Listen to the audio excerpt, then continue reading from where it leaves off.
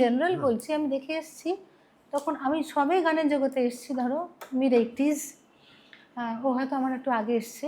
না অলমোস্ট একই সময়। সেই সময় আমি না যখন চিরকালে আমি এইসব ব্যাপারে খুব বোকা বলবো নিজেকে না মাথা মোটা বলবো না মাথায় ঢোকে না বলবো, ওই গানটুকুই যেটুকু গাইবার চেষ্টা করো, তার বাইরে যে কিছু থাকে গানের বাইরে সেটা আমি এখনো বুঝি না। কিন্তু সত্যি কথা বলছি তোমাকে, খুব গান মধ্যে আছি বলছি, গান ছাড়া যে আরও অনেক কিছু দরকার হয় নিজেকে প্রমোট করতে গেলে, আমার কোনোটাই আমার জানা নেই, সেই একটা গুণও আমার নেই।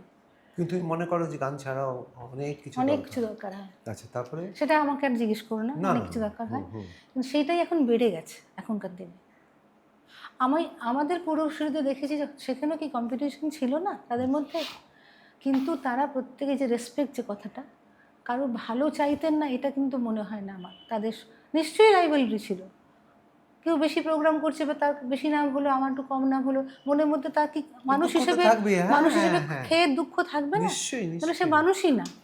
কিন্তু আমার মনে হয় না তাদের অন্তত সৌজন্য যেটা, একটা ইন্টিগ্রিটি যেটা, আর গানের যে সাবজেক্টটা করতে, শুধু গান কেন, যে ইনস্ট্রুমেন্টাল বলো গান বলো, সেটা তারা এমন লেভেলে করতেন, যে জায়গাতে তারা পৌঁছে গেছিলেন সাধনার দ্বারা, সেটা কিন্তু অন্য জায়গা ছিল। সেখানে তুমি যদি কম্পিটিশনও থাকে তখন মনে হয় এ বলে আমায় দেখ, ও বলে আমায় দেখ, কিন্তু এখন কিন্তু আমি সেই জিনিসটা দেখতে পাই না।